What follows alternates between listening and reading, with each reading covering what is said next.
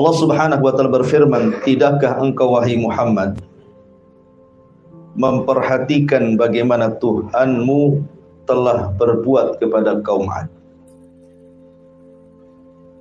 Siapa kaum Ad? Yaitu penduduk Iram, ibu kota Ad, yang mempunyai bangunan-bangunan yang sangat tinggi, yang belum pernah dibangun satu kota manapun seperti negeri-negeri yang lainnya. Dan terhadap kaum Tsamud, yang mereka memahat dan memotong batu-batu besar di lembah-lembah. Dan terhadap Fir'aun, yang mempunyai pasak-pasak bangunan yang besar, yang berbuat sewenang-wenang dalam negeri, lalu mereka banyak berbuat kerusakan di negeri tersebut. Karena itulah Tuhanmu menimpakan cemeti adab kepada mereka. Sungguh Tuhanmu benar-benar mengawasi. Baik. Di dalam ayat yang kita tadi baca di sini ada 3 kisah menarik yang kita bisa ambil petik ibrah dan pelajaran. Yang pertama kisah kaum Tsamud, kaum Adul. Kemudian yang kedua kisah kaum Tsamud, dan yang ketiga kisah Fir'aun. Tiga-tiganya adalah para pembangkang para nabi dan rasul. Dan Allah jelaskan kesudahan mereka. Yang pertama kaum Ad, kemudian disusul dengan kaum Tsamud. Ulama mengatakan bahwa kaum Ad dan Tsamud itu sebelum kejadiannya Nabi Allah, lahirnya Nabi Allah Ibrahim alaihi salatu wassalam. Lah kaum Ad dan kaum Tsamud ini diutus kepada mereka Nabi Arab. Makanya orang-orang Arab sangat paham dengan kisah mereka. Apabila Nabi SAW memberikan peringatan kepada orang-orang musyrik Quraisy, maka Nabi SAW mengingatkan soal 2 kaum ini, kaum Ad dan kaum Tsamud, karena ini yang dihafal ceritanya oleh mereka. Adapun kaum-kaum yang lain dari para nabi Bani Israel, orang Arab tidak tahu. Karena Nabi SAW mengisyaratkan bahwa nabi-nabi Arab itu hanya ada 4 saja. Pertama, Nabi Hud diutus kepada kaum Ad, yang kita akan ceritakan. Yang kedua, Nabi Allah Saleh alaihi salam diutus kepada kaum Tsamud atau Ad kedua. Yang ketiga, Nabi Allah Syuaib yang diutus kepada Madian. Dan yang terakhir Nabi kita Muhammad sallallahu alaihi wasallam. Ma'asyiral muslimin yang dimuliakan Allah Subhanahu wa taala. Kaum Ad dan kaum Tsamud ini kedua kaum yang sama jenisnya. Artinya mereka diberikan banyak kenikmatan yang nanti saya akan sebutkan. Dan mereka kaum yang tidak pernah diciptakan sebelumnya. Memiliki badan-badan yang sangat besar, melebihi besarnya kaum Nuh sendiri. Padahal Nuh itu duluan. Baru setelah itu Nabi Allah Hud diutus kepada Ad dan Nabi Allah Saleh diutus kepada Tsamud. Tetapi fisik mereka melampaui fisiknya kaum Nuh. Makanya nanti Allah katakan fazadahum bastah. Fisik mereka itu besar-besar. Bahkan dalam kisah Israiliyat, karena fisik mereka besar, sehingga kalau mereka menyerang sebuah kaum, tidak perlu banyak-banyak ngirim pasukan. Cukup 2-3 orang saja, itu sudah bisa menghancurkan sebuah kabilah. Dilempari batu saja, hancur itu kabilah. Jadi tidak perlu banyak-banyak itu ya, satu kaum Ad menyerbu sebuah kabilah. Diutus saja 1-2 orang, itu sudah hancur. Karena mereka diberikan kekuatan yang itu harusnya disyukuri, tetapi mereka kufur. Baik, bagaimana kisahnya? Kita urut.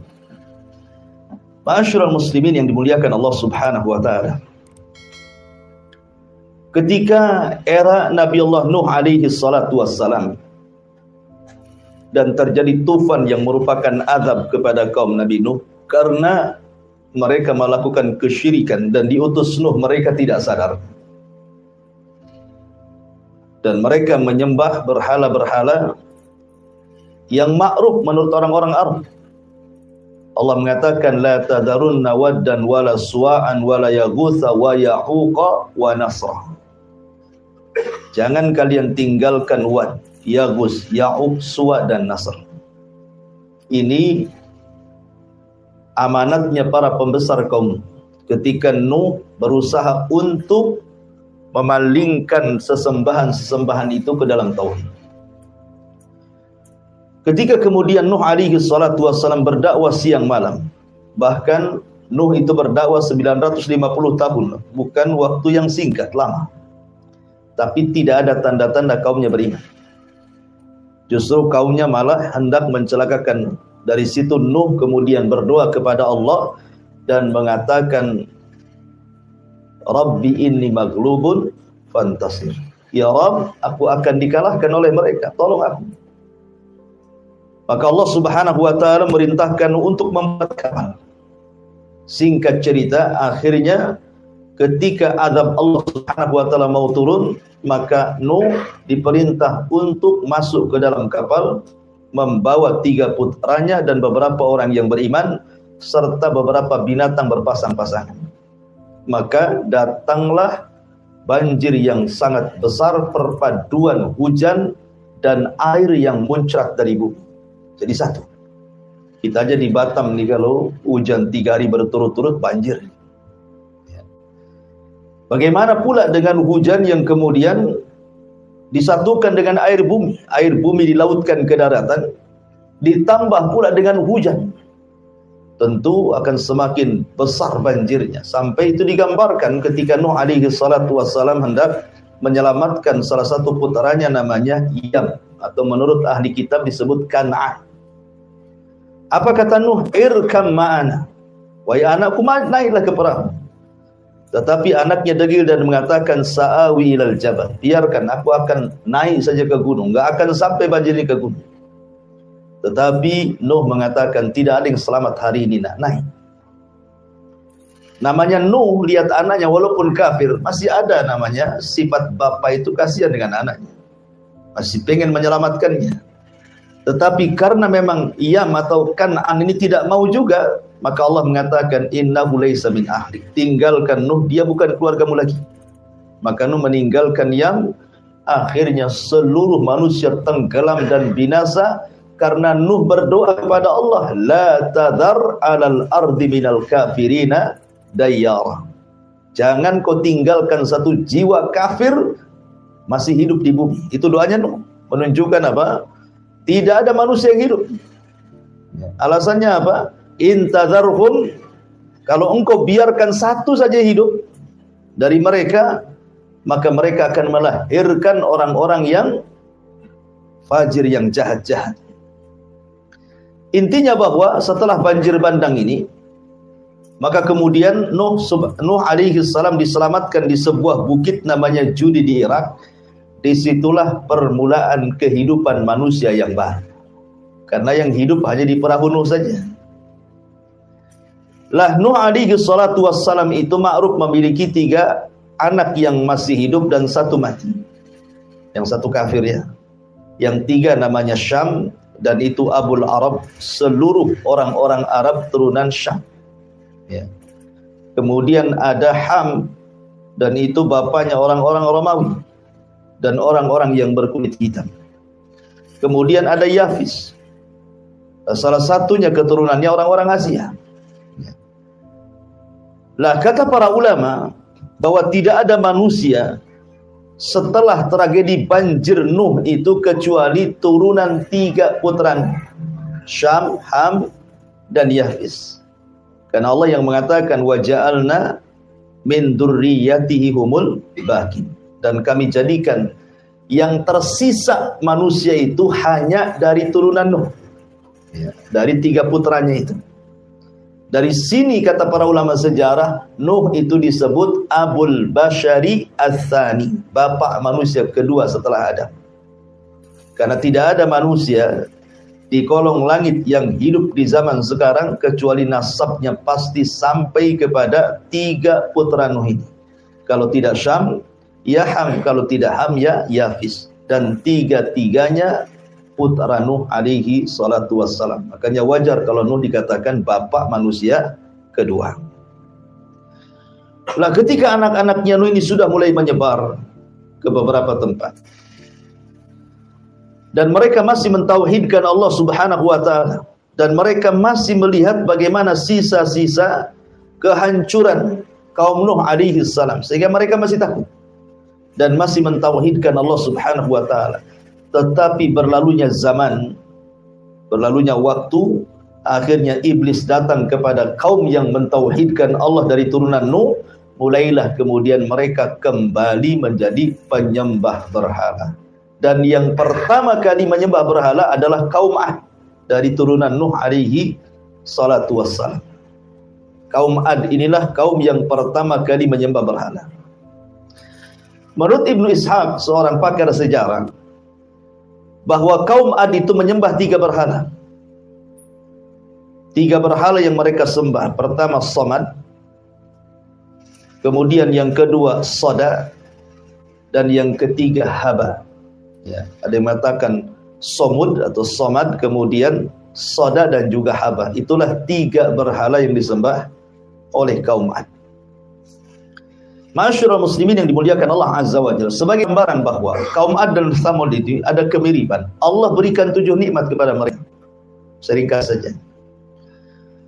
Nikmat yang pertama yang Allah anugerahkan kepada kaum Ad ataupun kaum Tsamud setelahnya, karena Ad juga termasuk Tsamud masalahnya. Cuman Ad itu disebut untuk dibedakan antara Ad yang kedua, Allah menyebutkan Adanil Ula. Allah mengatakan bahwa kaum Ad itu disebut Adanil Ula, Ad yang pertama, adapun Tsamud itu Ad yang kedua. Artinya sama-sama kaum Ad itu sebenarnya. Cuman membedakan satu Ad, satu Tsamud gitu ya. Dan Tsamud itu nenek moyang orang Arab. Baik. Lah, di antara kenikmatan yang sangat besar yang Allah anugerahkan kepada kaum Ad adalah mereka menguasai ekonomi.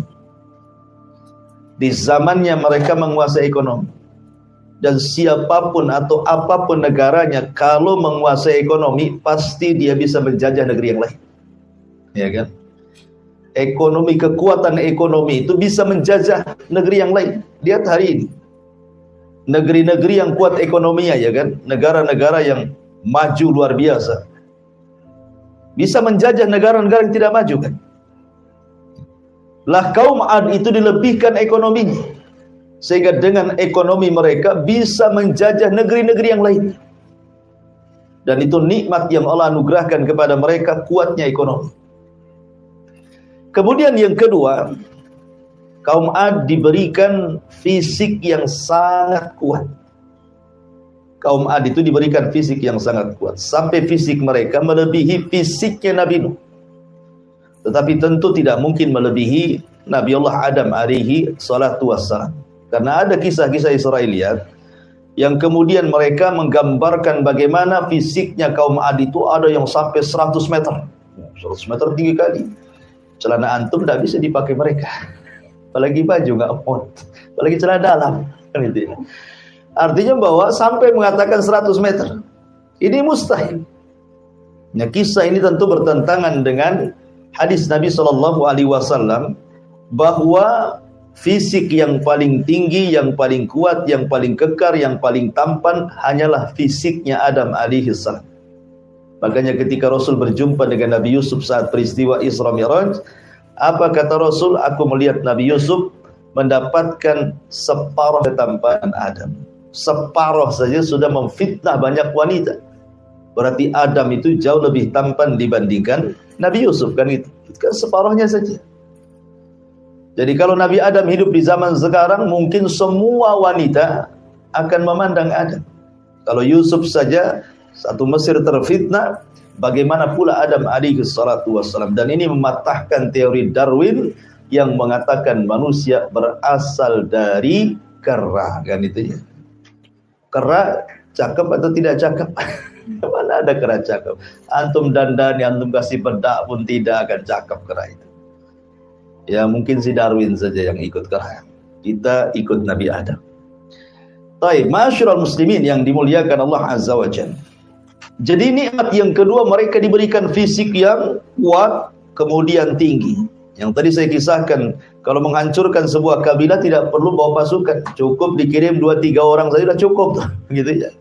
Dilempari batu saja sudah mati semua satu kabilah itu.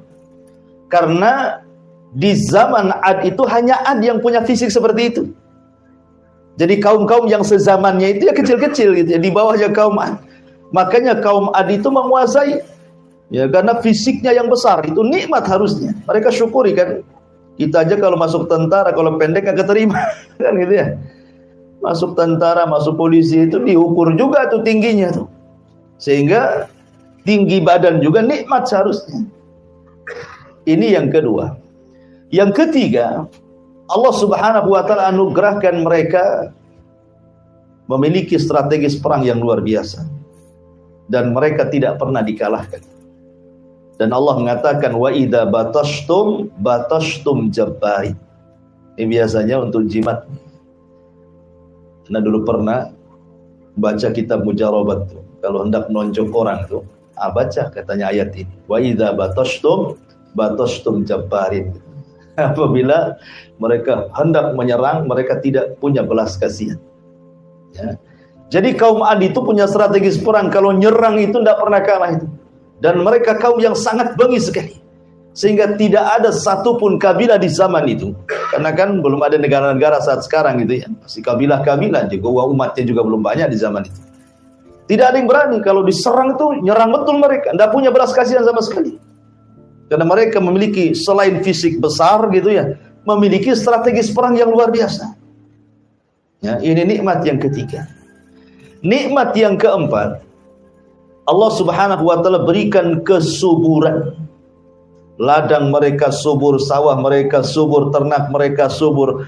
Pokoknya Allah berikan luar biasa nikmat dari dalam perut bumi itu. Subur.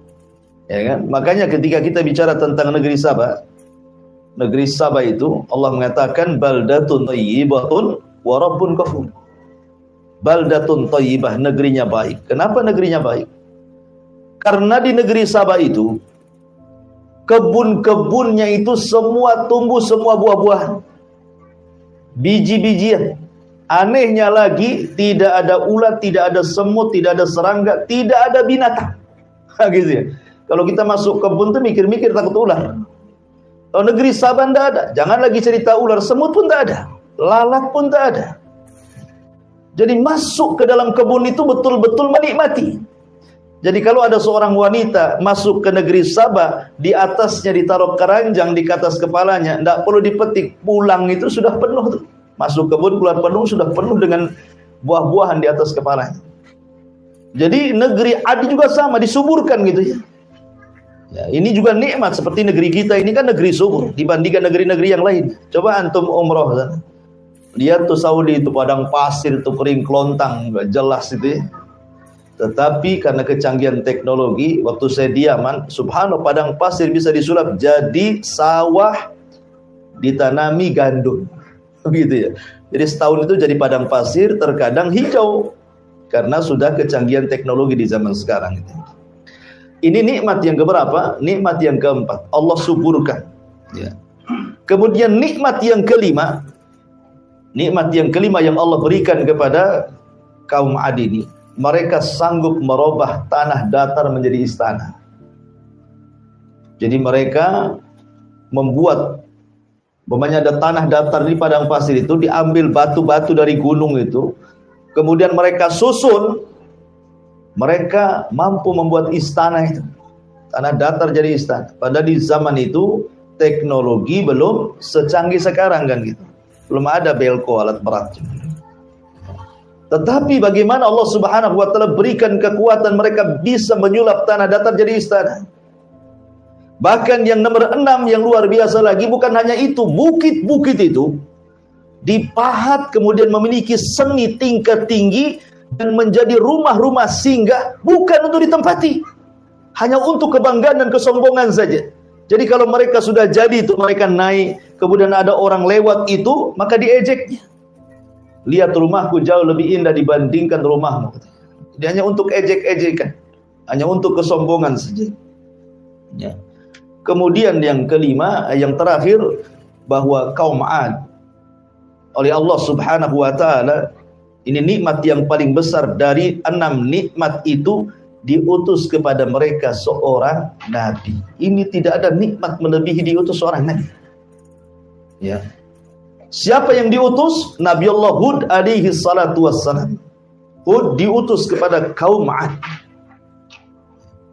Ma'asyiral muslimin yang dimuliakan Allah Subhanahu wa taala, sedikit saya akan bacakan beberapa ayat Al-Qur'an tentang kisah kaum 'Ad. Di dalam surah Al-A'raf ayat 69. Surah Al-A'raf ayat 69. Allah mengatakan, awa ajibtum an ja'akum dzikrum min rabbikum ala rajulin minkum liyunzirakum. Dan herankah kalian bahwa ada peringatan yang datang dari Tuhan kalian melalui seorang laki-laki dari kalangan kalian sendiri untuk memberikan peringatan kepada kalian.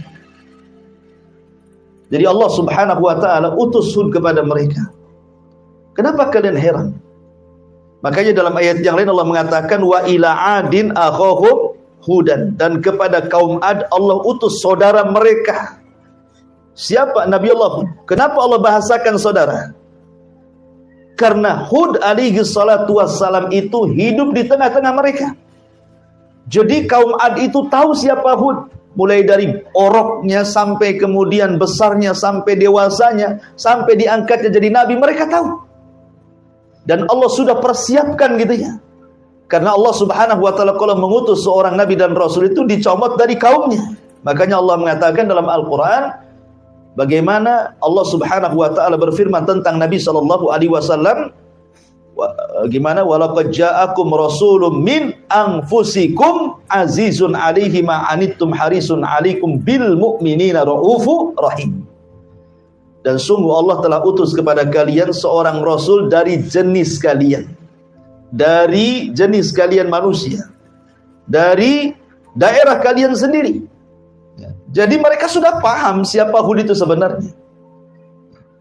Kemudian fitrah dakwah seorang nabi itu pasti mendakwahkan tauhid. Yang pertama didakwahkan adalah dakwah tauhid. Tapi sebelumnya Hud alaihi salatu wassalam berusaha untuk mengingatkan nikmat. Pentingnya kita diingatkan nikmat, ikhwan, supaya jangan kufur. Ya.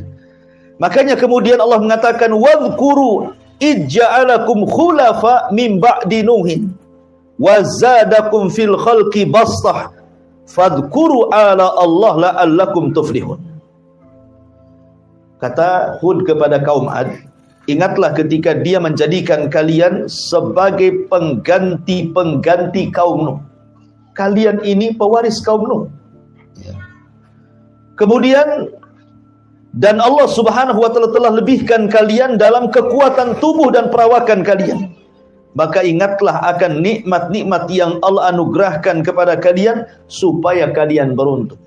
Jadi kaum Hud ini diingatkan oleh Nabi Allah Hud supaya jangan lupa nikmat.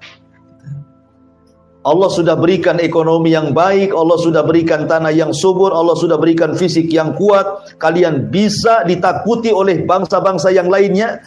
Maka syukurnya cuma satu, tauhidkan Allah. Tinggalkan haba, tinggalkan somut, tinggalkan sodah. Patung-patung kali itu nggak ada gunanya gitu. Karena itu bentuk kekufuran nikmat. Jadi Hud mengajak mereka kepada tauhid, ani'budullaha wattaqu, sembahlah Allah dan bertakwalah kepada Allah Azza wa Jalla.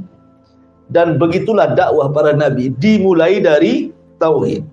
Bendera dakwah para nabi itu dimulai dari tauhid.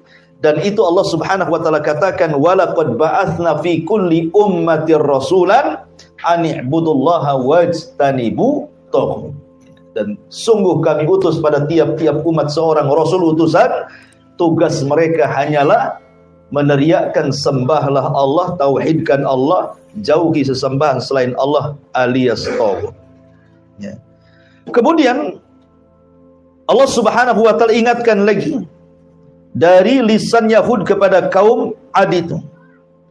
Atabnuna bi kulli ri'in ayatan ta'basun wa tattakhiduna masani'a la'allakum takhludun. Apakah kalian mendirikan pada tiap-tiap tanah yang tinggi tempat-tempat bangunan-bangunan yang berfungsi sebagai tanda-tanda bagi orang-orang yang lewat untuk bermain-main?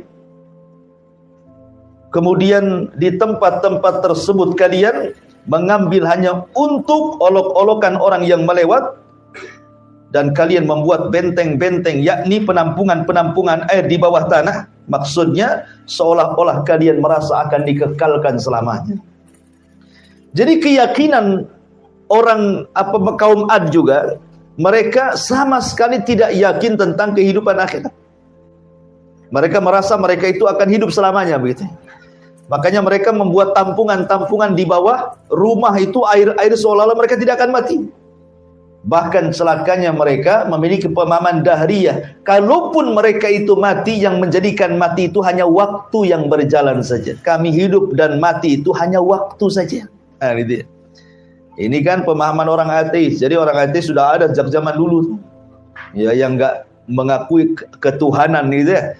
Yang menganggap bahwa kita mati dan hidup itu hanya berjalannya waktu saja. Itulah keyakinan keyakinan kaum Ad, dan mereka berusaha untuk mengejek siapa? Nabiullah Hud alaihi salatu wassalam. Dan umumnya ikhwan, para nabi itu bukan ditentang orang-orang lemah, tidak. Umumnya para nabi itu ditentang orang-orang kuat. Para pejabat, orang-orang kaya, para pemimpin, itu yang menentang para nabi sebenarnya. Padahal tidaklah nabi diutus kepada sebuah umat untuk berpolitik. Nabi itu bukan untuk berpolitik diutus, bukan untuk merebut kekuasaan, tidak. Ya, bukan untuk menggalang umat, kemudian melakukan pemboikotan atau mencalonkan diri jadi pemimpin capres, enggak. Ya. Nabi diutus itu tidak berpolitik. Nabi diutus itu hanya untuk berdakwah. Seandainya seorang pemimpin masuk Islam, tidak mungkin dicopot dari kepemimpinannya, tetap dia pemimpin kan itu ya. Nah, cuman karena ketakutannya para pembesar itu kepada Nabi, seolah-olah ketika makin banyak yang didakwai, makin banyak orang yang ikut, seolah-olah terancam kekuasaannya. Ma'asyiral muslimin, dan itu akan terjadi pada setiap negara dan bangsa-bangsa. Ya, kalau ada seorang dai kemudian ada banyak pengikutnya, itu penguasa takut biasanya. Kan itu. Atau dimanfaatkan untuk kampanye, didekatilah ustaz-ustaz, kiai-kiai, masjid-masjid gitu ya. Ya, untuk bersuara biasanya. Karena paling efektif kampanye itu lewat tokoh-tokoh agama, karena paling banyak pengikutnya masalahnya kan itu. Kemudian meyakinkan dengan dalil-dalil, itu yang lebih hebatnya lagi. Orang yakin itu ya. Walaupun sebenarnya kibul semuanya. Taib, bayangkan Allah mengatakan di sini, qalal mala'ul ladzina kafaru min qaumihi. Pemuka-pemuka orang-orang kafir dari kaumnya berkata, inna lanaraka fi safahatin wa inna lanadhunnuka minal kadhibin. Kata mereka, sesungguhnya kami benar-benar memandang engkau wahai Hud kurang akal, dan sesungguhnya kami menganggap engkau wahai Hud adalah pendusta. Setiap dai pasti akan dilabeli dengan dua label ini. Ya, setiap dai yang mendakwakan tauhid loh ya. Setiap dai yang mendakwakan tauhid pasti akan dilabeli dengan dua sifat ini. Pertama dikatakan kurang akal, yang kedua pendusta. Coba saja kalau antum berdakwah tauhid, antum buatlah channel di YouTube gitu kan. Antum berantas kesyirikan. Antum berantaslah itu penyimpangan terhadap sunnah Nabi SAW.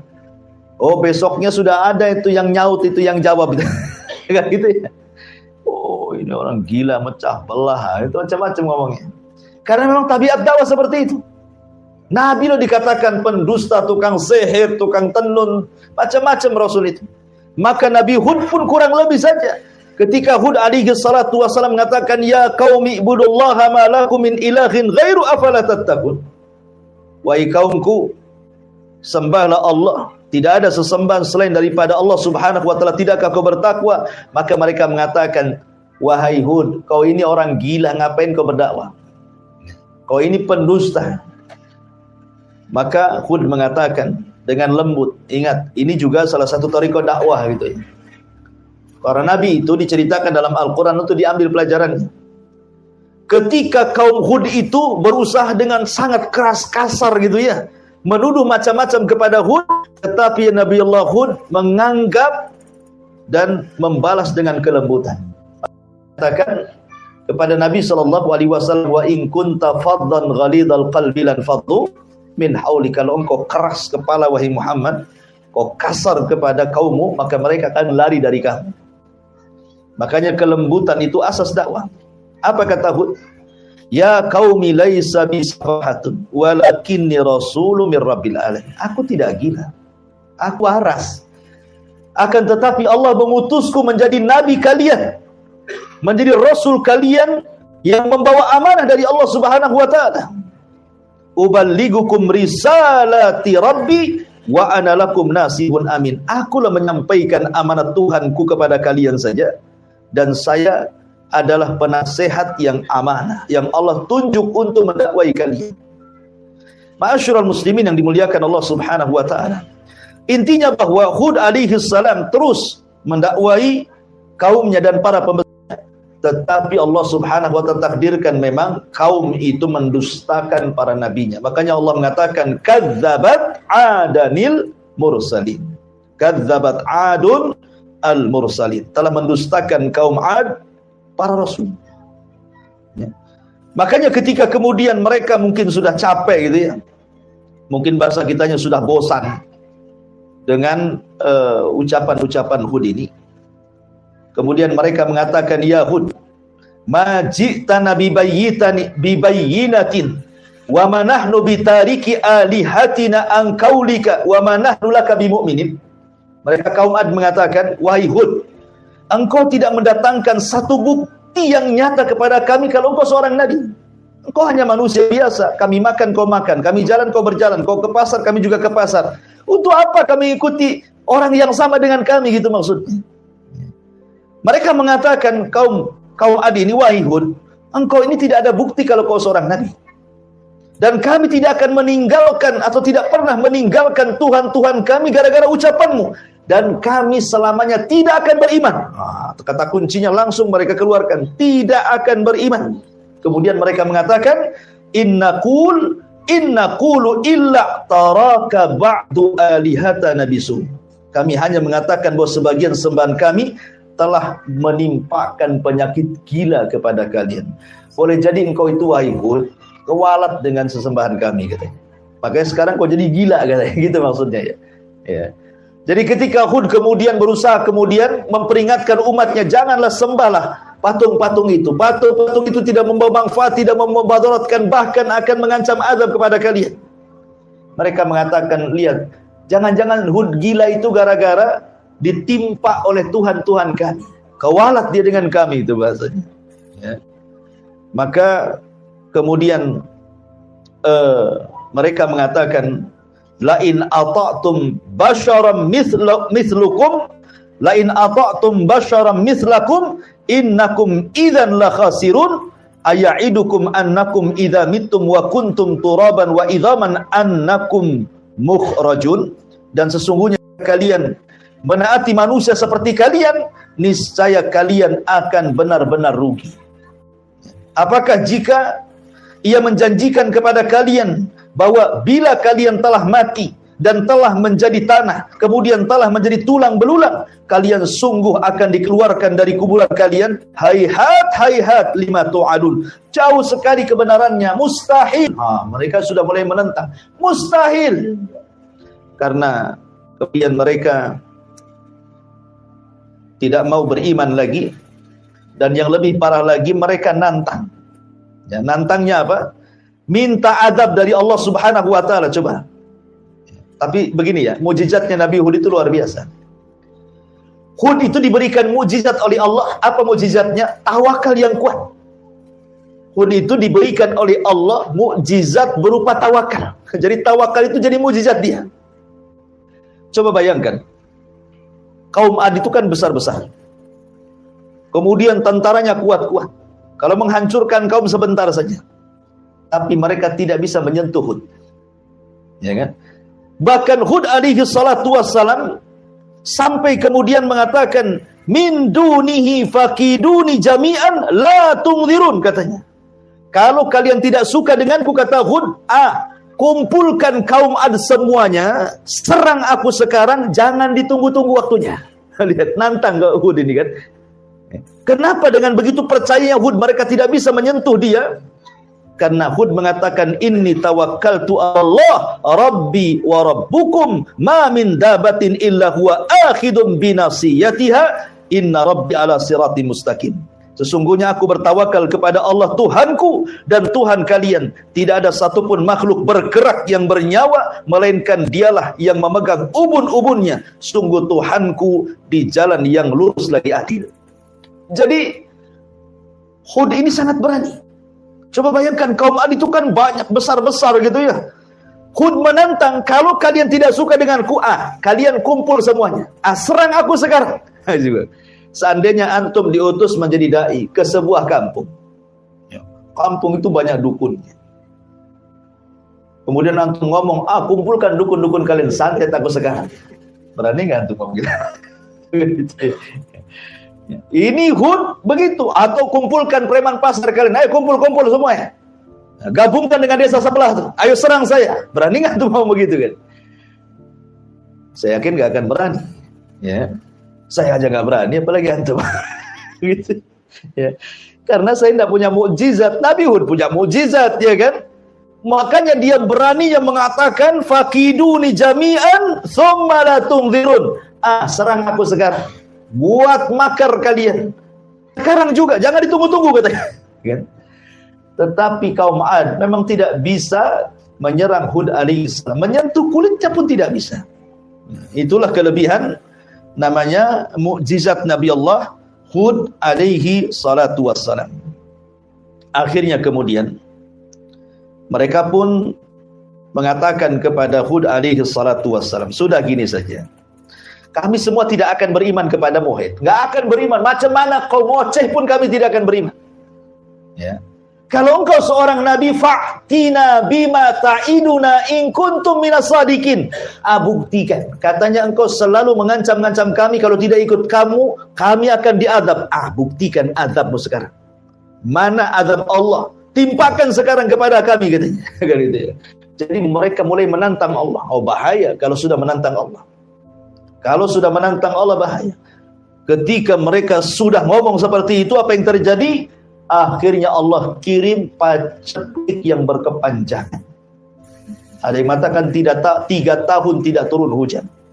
Sehingga tanah menjadi kering kelontang. Tidak ada yang tumbuh satu tumbuhan. Binatang-binatang pada mati. Manusia sudah mulai kelaparan. Nikmat Allah sudah mulai dicabut karena mereka kufur kepada Allah Azza wa Jalla. Kebiasaan kaum Ad, kalau ada musibah, maka mereka akan mengutus 70 orang pilihan. Dari orang-orang berakal mereka kemana? Ke haram. Ya. Karena Ad itu posisinya di Ahqaf. Ahqaf itu gunung pasir, disebut Ahqaf namanya. Dan di dalam Al-Quran, Allah jadikan 2 nama surat. Hud, Allah jadikan nama surat, suratul Hud. Kemudian Ahqaf, Allah jadikan nama surat juga, suratul Ahqaf. Ya kan? Jadi dua-duanya jadi nama surat tuh. Kalau Ahqaf itu artinya gunung pasir, letaknya antara Hadraul Maut dan Oman. Tengah-tengahnya itu Ahqaf. Disitulah kaum Ad tinggal. Artinya kan masih dekat dengan haram, Yaman. Ya kan? Yaman ke Mekah kan dekat. Jadi mereka ini, orang-orang pilihan ini, berangkatlah dari Ahqaf ini, menuju haram, tanah haram, menuju Ka'bah. Ya. Menuju tanah suci gitu. Maksudnya haram itu waktu itu memang sudah jadi tanah suci karena yang membangun pertama kali Ka'bah adalah malaikat. Kemudian setelah itu Adam alaihi salatu wassalam, kemudian hilang, baru kemudian diperbaharui oleh Ibrahim alaihi salatu wassalam. Jadi orang-orang 7 orang pilihan ini ke haram, berdoa. Ya. Cuman masalahnya sampai di haram, mabok pula mereka, berzina pula mereka, disuruh sama kaumnya, suruh berdoa, sampai di haram malah mabok. Coba bayangkan, bejatnya orang-orang adil. Akhirnya diingatkan sesama mereka, lah kita kan diutus untuk berdoa di sini. Kenapa kita mabok berzina pula di sini? Akhirnya mereka sadar. Ketika mereka sadar, akhirnya mereka pun berdoa semuanya di haram, di tanah haram, di tanah suci itu. Tiba-tiba ada suara di balik awan. Apa suaranya? Aku kabulkan keinginan kalian, kan ku kirim awan kepada kalian. Tinggal milih, mau awan putih, mau awan merah, mau awan hitam. Mereka berpikir, wah, doa kita diijabah. Mereka suruh memilih awan putih, tak mungkin ada hujan. Awan putih itu terang, kan gitu ya. Awan merah, wah sedikit airnya. Awan hitam sajalah, kan gitu. Karena biasanya kalau sudah gelap, ya kan, siang-siang ini teduh gitu, wah ini mau hujan deras. Itu prasangka mereka. Makanya kemudian mereka pun pulang dengan bahagia karena mereka sudah dapat ilham. Pulanglah mereka ke negeri Ahqaf, pulang kampung, dan memberitahu kampungnya bahwa doa mereka sudah diijabah. Betul, Allah Subhanahu wa taala kirim awan kepada mereka, dan itu Allah gambarkan dalam Al-Qur'an.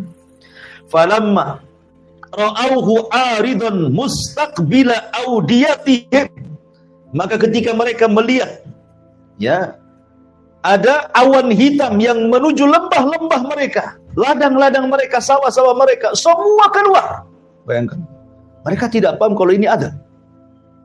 Jadi seluruh kaum Ad keluar dari rumah-rumah mereka, dari anak kecil, orang dewasa, laki-laki, perempuan, tua, muda, semua keluar. Ingin merasakan hujan yang sudah 3 tahun tidak hujan-hujan. Mereka bernaung di awan itu. Apa yang terjadi? Qalu, mereka mengatakan, hadza 'aridun mumtiruna.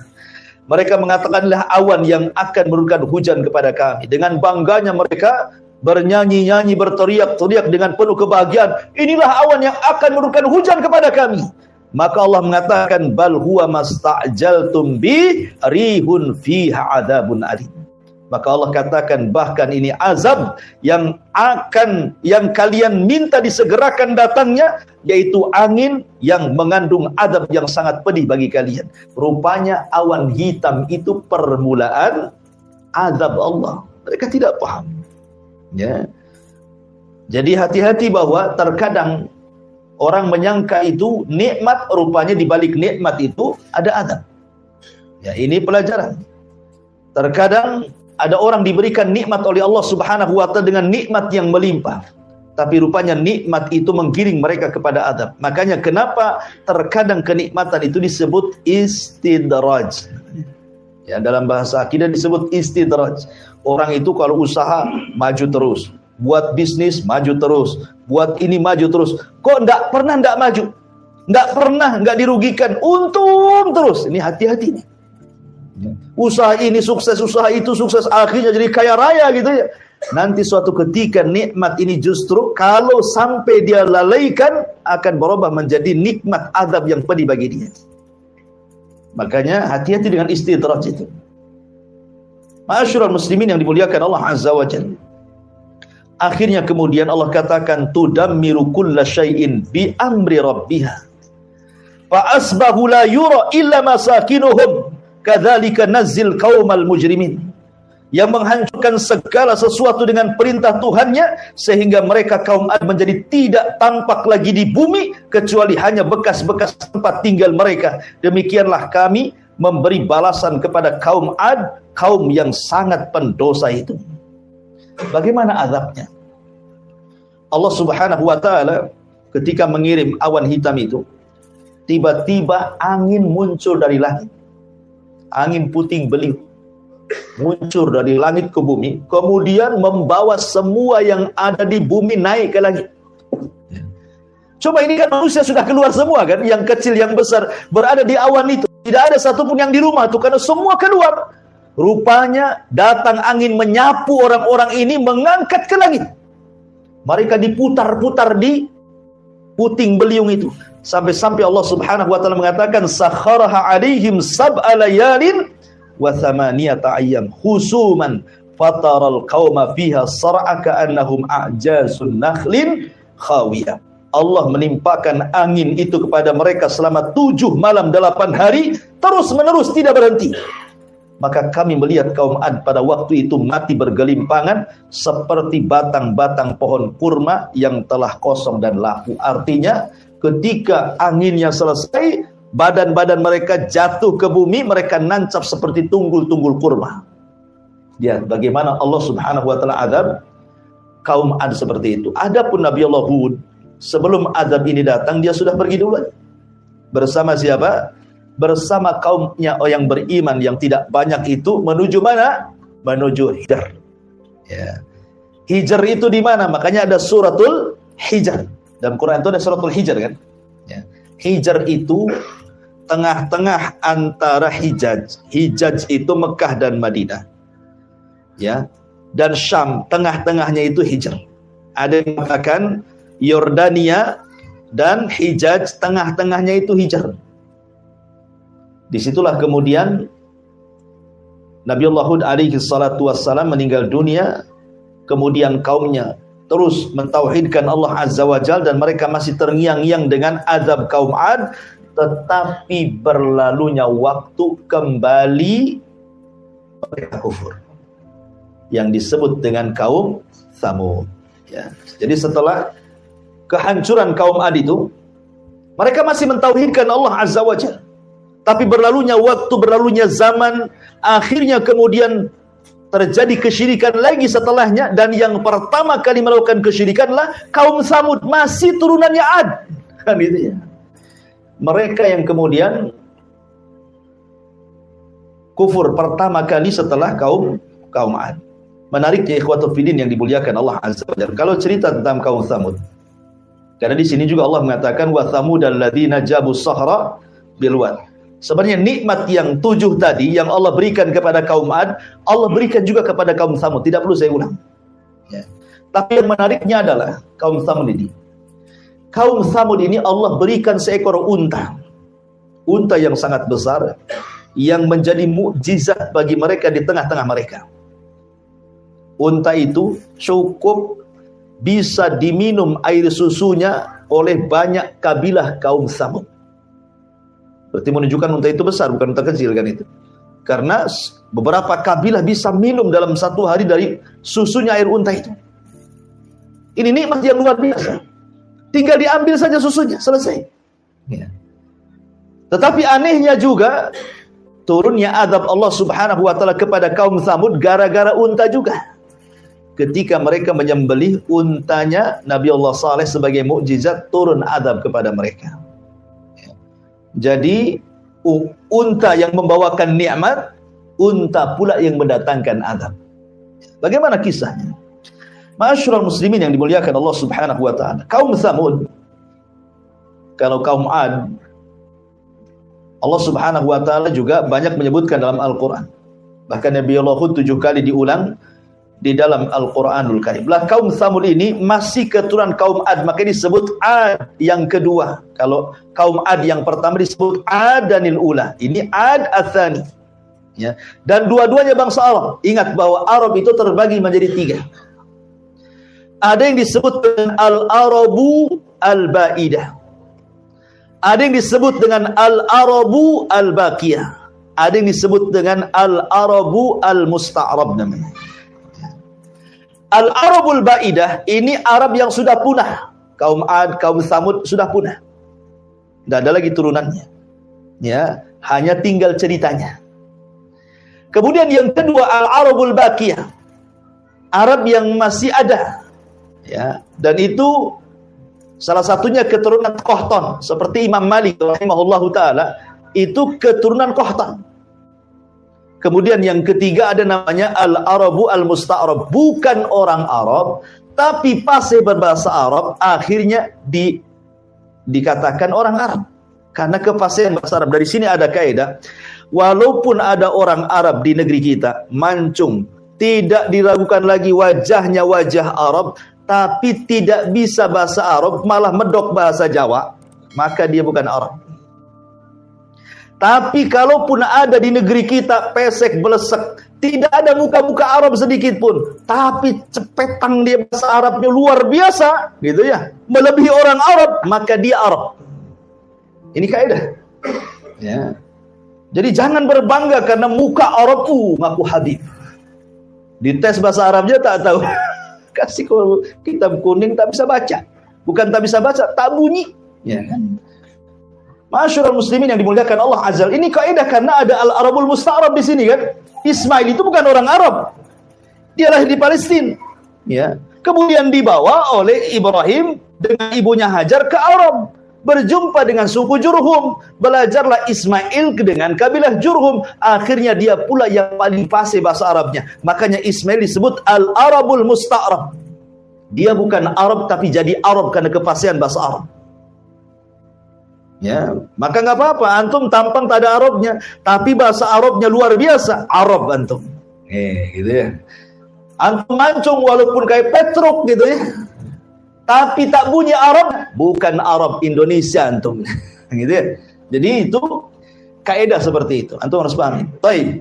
Lah, kaum Samud ini sama dengan kaum Ad. Ini Arabul Al-Baidah. Ini kisahnya sudah nggak ada turunannya, tetapi kan dikisahkan karena Rasulullah SAW konteks ayat ini ingin mengingatkan orang-orang Quraisy, jangan kufur kalian.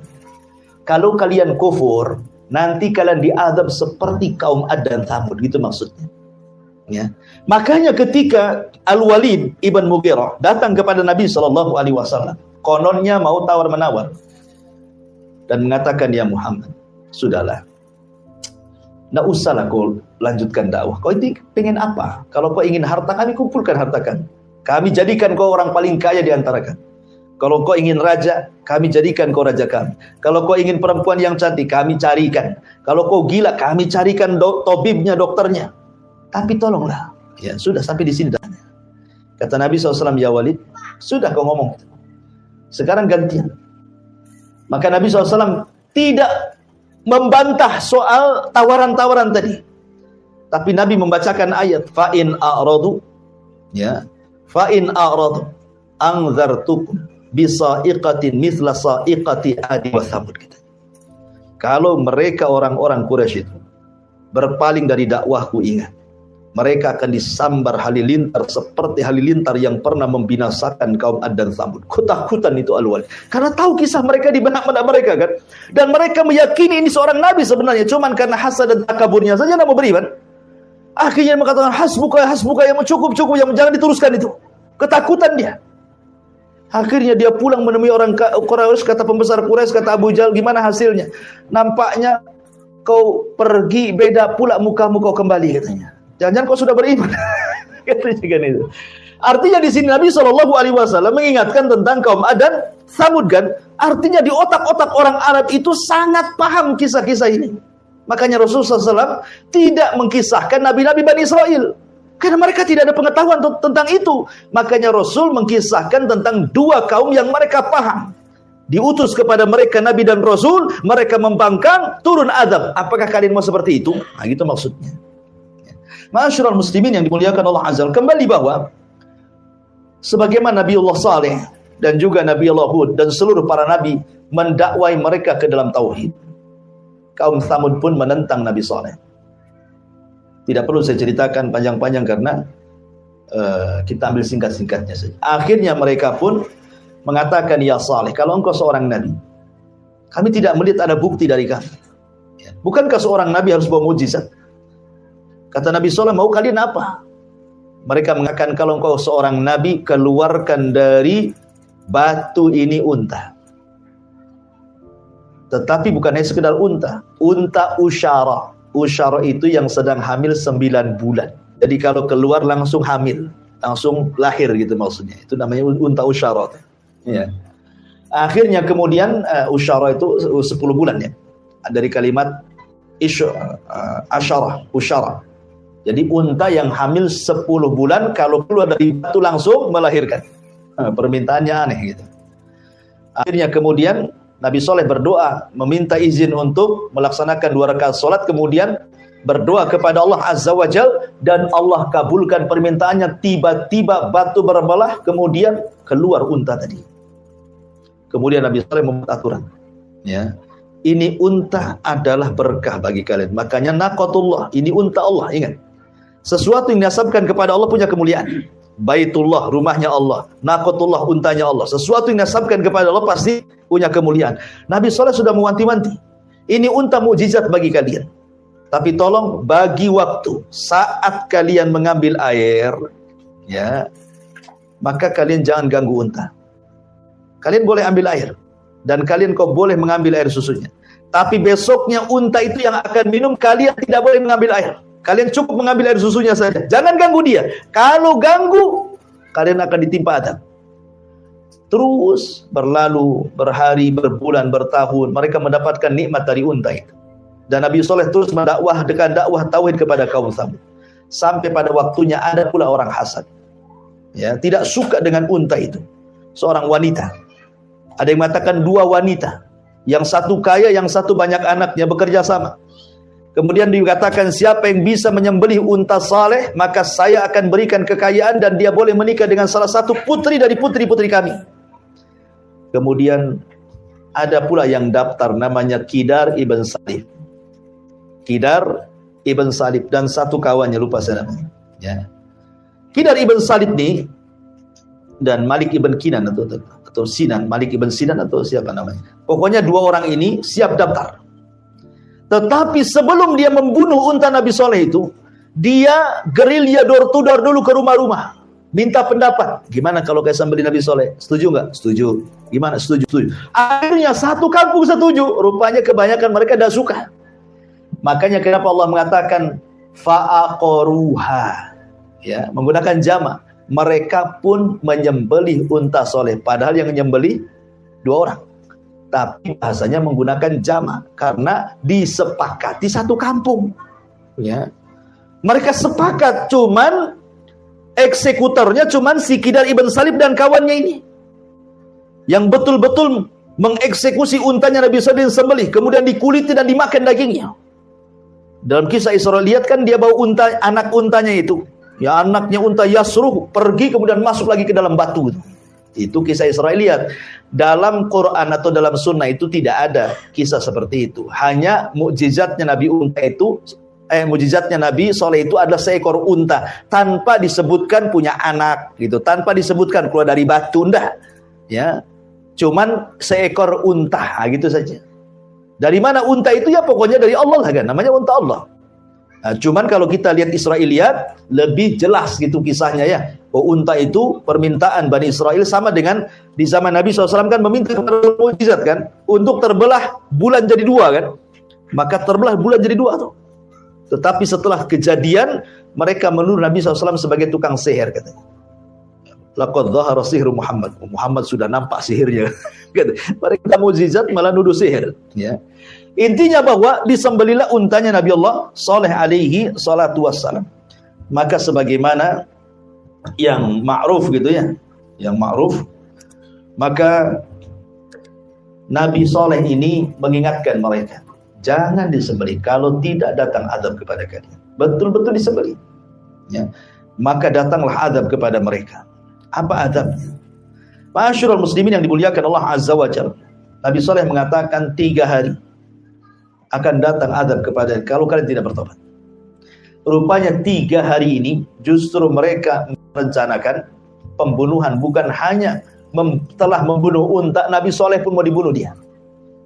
Maka di hari pertama wajah mereka tiba-tiba memerah. Hari kedua memutih. Hari ketiga kemudian menghitam. Hari keempat Jibril turun. Kemudian berteriak sekali teriakan sehingga teriakan Jibril mengeluarkan setiap jiwa yang ada di raga manusia. Ruhnya melesat, semuanya mati. Sampai-sampai mereka tinggal jasad bergelimpangan di rumah-rumah mereka. Ini akibat daripada mereka tidak bersyukur akan nikmat Allah Subhanahu wa taala dan tidak menerima peringatan Nabi Allah Saleh. Makanya Allah mengatakan kadzabat Tsamud bin nudhur. Kaum Tsamud telah mendustakan para pemberi peringatan. Lah, kok menggunakan jama nudhur? Harusnya nadir. Ya. Kenapa Allah mengatakan kaum Samud telah mendustakan para pemberi peringatan? Kan yang memberi peringatan cuma satu, Nabi Saleh. Kenapa menggunakan jama di sini? Kata ulama tafsir, di sini hanya sekedar ingin mengatakan bahwa mendustakan satu nabi maka sama dengan mendustakan banyak nabi. Anda mendustakan satu Nabi Saleh berarti mendustakan semua nabi sebelumnya. Makanya menggunakan nutr, ya, pakai jama, karena mendustakan satu nabi sama dengan mendustakan nabi-nabi yang lain. Faqalu abasyam minna wahidatan nattabi'uhu inna idzan lafi dhalal wa syu'ur. Mereka mengatakan, apakah kami harus mengikuti satu orang? Dia manusia sama seperti kami. Kalau begitu kami tersesatlah. Ngapain pula dia manusia, kami juga manusia. Ngapain harus ikut sesama manusia, katanya. Ya. Maka teruslah mereka mendustakan seperti itu. Akhirnya sampai kemudian Allah mengatakan, inna arsalna alaihim sayhatan wahidatan fakanu kahashimin al-muhtadir. Kami utus kepada mereka Jibril untuk berteriak satu kali teriakan, maka mereka menjadi jasad-jasad yang bergelimpangan di rumah-rumah mereka. Inilah kisah Samud. Kemudian yang terakhir, dan di sini Allah Subhanahu wa taala mengatakan menyinggung soal Firaun. Ya. Di sini Allah Subhanahu wa taala mengatakan di dalam surah Al-Fajr di sini tentang Firaun.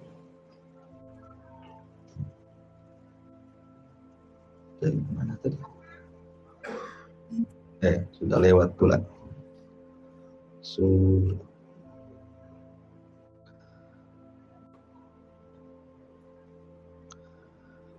Allah Subhanahu wa taala mengatakan wa fir'auna dzil autad, dan terhadap Fir'aun yang memiliki pasak-pasak bangunan yang sangat besar. Ini sudah beralih ya. Kalau dua kisah sebelumnya cerita tentang bangsa Arab, ya. Kalau ini cerita Bani Israel. Karena kenapa dipilih Fir'aun? Karena Fir'aun ini musuhnya Nabi Musa. Kenapa Nabi Musa? Karena Musa itu nabi yang paling masyhur dari nabi-nabi Bani Israel. Dialah nabi yang pertama kali mendapatkan kitab termulia di zamannya, Taurat. Ya kan? Baru setelahnya Zabur, baru setelahnya Injil, baru setelahnya Al-Quran. Makanya dipilih kisah Nabi Musa. Ya, karena ini nabi yang paling masyhur, bahkan di dalam Al-Quran itu kisah Nabi Musa adalah kisah terlengkap. Ya, setelah Nabi Ibrahim, kemudian Nabi Yusuf, ada beberapa nabi itu yang lengkap, tapi Nabi Musa lebih lengkap lagi. Terbanyak dalam Al-Quran. Seolah-olah ada kait hubungan antara Islam dengan Bani Israel. Karena banyak sekali kisah yang disebut dalam Al-Quran, hampir setiap surah. Ya, itu ketemu kisahnya Fir'aun atau kisahnya Nabi Musa alaihi salatu wassalam. Wa fir'auna dzil autad. Maksudnya Fir'aun di sini siapa? Ada yang mengatakan bahwa Fir'aun yang ditemukan di Laut Merah itu, yang jasadnya hari ini dimumikan, kemudian ditaruh di Mesir dan menjadikan tempat rekreasi. Ya, antum kalau ke Mesir, antum bisa datang ke tempat jasadnya Fir'aun, ya, di lab sana, dan antum bisa melihat bagaimana Fir'aun masih utuh karena dimumikan. Apakah Fir'aun yang kemudian dimumikan hari ini yang ada di Museum Mesir itu adalah Fir'aun yang dimaksud dalam surah Al-Fajr ini? Ataukah Fir'aun yang lainnya? Karena kita tahu bahwa Fir'aun itu bukan satu. Fir'aun itu kan istilah bagi Raja Mesir. Itu disebut Fir'aun. Kalau Kisra itu istilah Raja Persia. Kalau Kaisar itu istilah Raja Romawi. Kalau Tuba itu istilah Raja Yaman. Kalau Mesir itu diistilahkan dengan kalimat Fir'aun. Kalau Jawa itu diistilahkan Mengkubuwono. Kan ada istilah Raja Jawa, Mengkubuwono 1, Mengkubuwono 2 gitu ya. Jadi itu sebenarnya istilah-istilah raja. Ya. Lalu siapa Fir'aun di sini? Apakah betul Fir'aun yang dimumikan hari ini yang ada di Museum Mesir itu adalah Fir'aun yang dimaksud dalam surah Al-Fajr? Maka terjadi polemik panjang. Walaupun kebanyakan mengatakan ya, itulah Fir'aun yang dimaksud. Ya, maksudnya Ramsis Ats-Tsani. Ya. Namanya Ramsis kedua. Itulah yang ditemukan, yang kemudian jasadnya sekarang menjadi mumi dan ditonton, bisa dilihat katanya. Sekali lagi kita tidak bisa menjazmkan masalahnya ya, tidak bisa memastikan. Tapi ada yang berpendapat seperti itu. Karena memang jasad Fir'aun memang dijaga untuk menjadi sebuah pelajaran bagi umat setelahnya termasuk kita. Di sini Allah mengatakan wa fir'auna, maksudnya Fir'aun di sini Fir'aun di zaman Nabi Musa. Karena di zaman Nabi Yusuf juga Fir'aun. Tapi Fir'aun di zaman Nabi Yusuf kan beriman. Tetapi yang dimaksud Fir'aun apabila diistilahkan Fir'aun dalam Al-Quran berarti kisah Nabi Musa. Karena inilah yang banyak dikisahkan dalam Al-Quran, satu-satunya raja yang mengatakan ana rabbukumul a'la a'ilahun ghairi, aku adalah Tuhan yang paling tinggi, apakah ada Tuhan selainku, katanya ya. Dengan sebab dua kata-kata inilah makanya Fir'aun diazab dua kali, di dunia ditenggelamkan dan di akhirat diazab dengan azab yang sangat pedih. Baik, bagaimana kisahnya? Di sini Allah mengatakan wa fir'auna dzil autad, dan Fir'aun yang mempunyai pasak-pasak bangunan yang besar. Alladzina taghaw fil bilad, yang berbuat sewenang-wenang dalam negeri. Fa aktsaru fihal fasad, lalu mereka banyak berbuat kerusakan dalam negeri tersebut. Fasabba alaihim rabbuka sautu adzab, karena itulah Tuhan menimpakan semeti azab kepada mereka. Inna rabbaka labil mirsad, sungguh Tuhanmu benar-benar menguasai mereka. Jadi Fir'aun itu membawa kerusakan karena begini, diawali dari mimpi. Fir'aun itu mulai bejatnya itu diawali dari mimpi. Ya. Jadi dia bermimpi, dalam mimpinya dia melihat api. Api ini berasal dari perkampungan Bani Israel, kampungnya Nabi Yusuf yang sudah meninggal. Ini turunannya di situ. Ya. Jadi ada api dari Palestina menuju Mesir. Cuman perkampungan Nabi Yusuf Bani Israel itu tidak terbakar. Satu Mesir terbakar. Jadi Fir'aun heran. Ini kan mimpi buruk gitu ya. Tapi sambil lalu saja. Ini mungkin hanya bunga-bunga tidur. Besoknya mimpi dengan mimpi yang sama. Besoknya mimpi dengan mimpi yang sama. Terpaksalah si Fir'aun ini mengumpulkan penasehat spiritual. Ini bahasa kitanya dukun lah ya.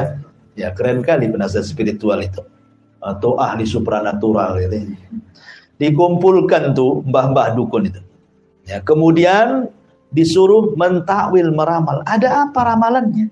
Kok aneh kali mimpinya? Ya. Akhirnya kemudian para penasihat spiritual ini menunjukkan bahwa setiap pemimpin pejabat itu ada tuh namanya penasihat spiritual tuh. Karena di sini Fir'aun ada penasihat spiritual tuh. Ya, jangan-jangan tingkat RT aja ada penasihat spiritualnya. Supaya kalau pemilihan dapat lagi gitu ya. Jadi akhirnya kemudian kata tukang sihir, ini pertanda kekuasaanmu akan tumbang oleh seorang bayi yang akan lahir dari perkampungan Nabi Yusuf itu, Bani Israel. Oh, ketakutan Fir'aun. Kalau begitu kita bantai saja bayi-bayi laki-laki. Akhirnya terjadi pembantaian setiap hari. Bahkan ada wanita hamil itu dilihat-lihat, ditunggu sampai melahirkan. Kalau lahir anak laki-laki, bantai. Kalau lahir anak perempuan, biar dihidupkan. Nanti besok lagi ada anak laki-laki, bantai. Anak perempuan, biarkan dia hidup. Yudzabbihuna abna'ahum wa yastahyuna nisa'ahum. Mereka membantai anak laki-laki dan membiarkan anak wanita. Dan begitu seterusnya setiap hari sampai berbulan-bulan, bertahun-tahun. Jadi akhirnya orang-orang yang berakal Mesir mengatakan, ya Fir'aun, kita tahu bahwa kemajuan Mesir itu di tangan Bani Israel. Walaupun mereka diperbudak oleh kaum Kipti, tetapi bagaimanapun kaum Kipti itu sangat berhajat kepada Bani Israel. Karena mereka yang paham soal ekonomi Mesir. Mereka yang paham soal bangun jalan, bangun bangunan yang besar, yang megah, dan begitu seterusnya. Jadi Allah berikan sampai hari ini orang-orang Yahudi kan diberikan kecerdasan yang Allah tidak berikan kepada yang lainnya. Ya, tetapi kecerdasan Yahudi justru untuk menyesatkan orang. Tapi antum harus bedakan antara Bani Israel dengan Yahudi. Makanya jangan pernah negeri Israel dikatakan Israel. Kita katakan Yahudi, negeri Yahudi. Karena Israel itu diambil dari Bani Israel. Dan itu nama suci, nama Nabi Yakub. Ya. Makanya untuk bedakan Bani Israel itu keturunan Yakub. Kalau Yahudi itu agama. Bani Israel ini ada yang baik, ada yang jahat. Nabi Yusuf Bani Israel baik, dan nabi-nabi dari Bani Israel banyak. Tapi kalau Yahudi itu agama yang menyesatkan. Makanya kita setiap sholat berlindung dari orang Yahudi. Ghairil maghdubi alaihim waladhdallin. Ya, maghdub siapa? Maghdub itu Yahudi, maksudnya maghdub itu. Dhalin itu artinya Nasrani. Kita berlindung dari mereka. Hari-hari kita ngomong seperti itu dalam setiap sholat kita kan. Ya, ihdinas siratal mustaqim, siratal ladzina an'amta alaihim ghairil maghdubi alaihim waladhdallin. Ya. Lah, ketika kemudian orang-orang yang berakal mengatakan janganlah seperti itu. Nanti kalau habis turunan mereka, bapak-bapak mereka mati, siapa yang akan melanjutkan pembangunan Mesir ini?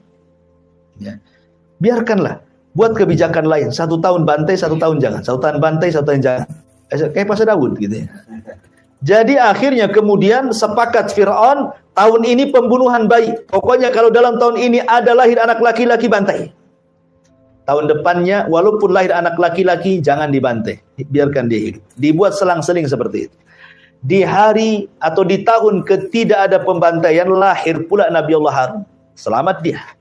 Ya kan, tidak dibantai karena apa? Lahir di tahun tidak ada pembantaian. Ya. Di tahun ada pembantaian, lahir pula Musa, adiknya. Maka ibunya takut karena ketika itu suaminya sudah meninggal.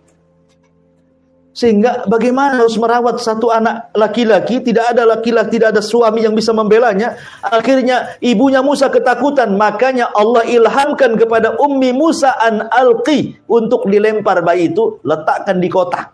Maka diletakkan di kotak, dikasih tali, jadi waktunya nyusu ditarik, kasih susu, habis itu dibiarkan lagi.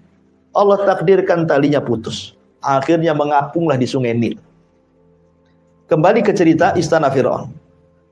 Fir'aun itu tidak punya anak laki-laki, semua anak perempuan. Satu anak perempuan yang kesayangan Fir'aun itu sakit-sakitan. Sudah berusaha ya ke dukun sana, dukun sini, tidak bisa mengobati, ya namanya dukun. Dukun itu kalau tidak istilahnya pesulap, kalau tidak pendusta, cabul katanya. Kan gitu ya. Pak dukunnya bilang itu oknum gitu. Ya, mungkin oknum gitu ya. Tapi yang jelas bahwa tidak ada yang bisa mengobati. Rupanya ada seorang peramal mengatakan anak ini akan sembuh kalau diusap oleh kotak yang pertama kali ngapung di sungai Nil. Ceritanya begitu. Ini kisah Israiliyat. Akhirnya setiap harilah istri Fir'aun Asya bintu Muzahim itu memandang sungai Nil. Ya, kapan ada kotak itu. Suatu hari nampak pula kotak itu. Yang di situ ada bayinya Musa. Maka istrinya Fir'aun Asya bintu Muzahim memerintahkan pengawalnya untuk mengambil kotak itu. Pas ketemu isinya bayi, Allah ilhamkan ke dada istrinya Fir'aun langsung cinta kepada bayi itu. Karena dia nggak punya anak lagi masalahnya. Ketika melihat bayi itu langsung senang, apalagi cakep bayinya. Ketika Fir'aun datang, hampir dibunuhnya bayi itu karena takut jangan-jangan ini anaknya Bani Israel nih. Ya, nampak muka-mukanya Bani Israel katanya. Akhirnya kemudian kata istrinya Fir'aun, jangan. Saya sudah suka dengan dia. Mudah-mudahan dia menjadi qurratu ainin li walak katanya. Mudah-mudahan bayi ini akan menjadi penyejuk mataku dan matamu. Kata Fir'aun, matamu saja, mataku tidak katanya. Ya, kalau Fir'aun mengatakan ya, tentu Fir'aun akan beriman. Ya kan? Tapi ketika Fir'aun mengatakan itu penyejuk matamu saja, tidak mataku. Nah, dari situlah maka Musa itulah yang dimaksud yang kelak akan menumbangkan kekuasaannya. Ya. Akhirnya dibesarkanlah Musa di istana Fir'aun. Ketika dia sudah menginjak dewasa, ya sudah hidup di istana Fir'aun, diberikan pendidikan macam-macam di situ kan. Jalan-jalanlah Musa ini ke ganggang kota Mesir. Rupanya pula dia melihat ada perkelahian anak muda dari Bani Israel dan anak muda dari kaumnya Fir'aun. Awalnya tidak tahu siapa yang salah, tapi diperhatikan nampaknya yang dizalimi adalah anak muda dari Bani Israel. Ketika kemudian anak muda Bani Israel meminta pertolongan kepada Musa, Musa pun menolongnya. Ada yang mengatakan Musa itu tidak menyerang. Yang menyerang itu anak muda dari kaum Kipti. Musa hanya nangkis saja, tapi tangkisannya bisa membuat orang mati. Tapi ada juga mengatakan dia mukul, tapi tidak sengaja, bukan untuk membunuhnya. Hanya untuk membela anak muda yang dizalimi. Pukulannya membuat dia mati. Ingat, hukum di Mesir kala itu siapa yang membunuh bunuh kisos, ya kan? Maka Musa pun bingung dia, karena dia sudah bunuh orang. Ya. Tidak ada yang tahu peristiwa ini kecuali anak muda dari Bani Israel, Nabi Musa dan orang yang sudah mati itu. Belum ada yang tahu. Ya, apalagi alat buktinya dihilangkan semua. Dirusak semua, ya kan? Susah tuh nyingkapnya juga, ya. Akhirnya kemudian suatu hari, ini nggak ada yang tahu loh. Ya, kecuali Musa dan anak muda dari Bani Israel saja. Memang anak muda dari Bani Israel itu suka buat ulah rupanya. Di kesempatan yang lain dia lagi ribut katanya. Dia lagi ribut. Ketika Musa lewat ke orang ini lagi yang buat ribut ini. Akhirnya ketika anak Bani Israel ini melihat Nabi Musa ketakutan. Karena dia tahu sekali pukul mati. Gitu. Jangan-jangan dia dekat akan mukul saya. Padahal Musa itu kan memastikan siapa yang salah, siapa yang benar gitu ya. Tapi anak muda ini sudah takut duluan ketika Musa menghadap dia. Akhirnya sebelum dia dipukul Nabi Musa, dia mengatakan, apakah engkau akan membunuh aku seperti kau bunuh kemarin orang itu kau bunuh? Akhirnya orang jadi tahu lah yang membunuh kemarin tuh. Kan tadinya nggak tahu kan? Tadinya kan tersembunyi gitu kan, karena nggak ada alat buktinya lagi. Ya. Tiba-tiba dia berteriak karena ketakutan. Hai Musa, apakah engkau akan membunuh seperti engkau membunuh kemarin? Akhirnya orang tahu, oh yang mati kemarin tuh Musa yang bunuh katanya. Nah dari situ Musa mulai ketakutan, pergi lari dia. Ada orang yang bijak mengatakan, wahai Musa, kau harus meninggalkan Mesir. Kalau tidak kau ditangkap kau akan mati.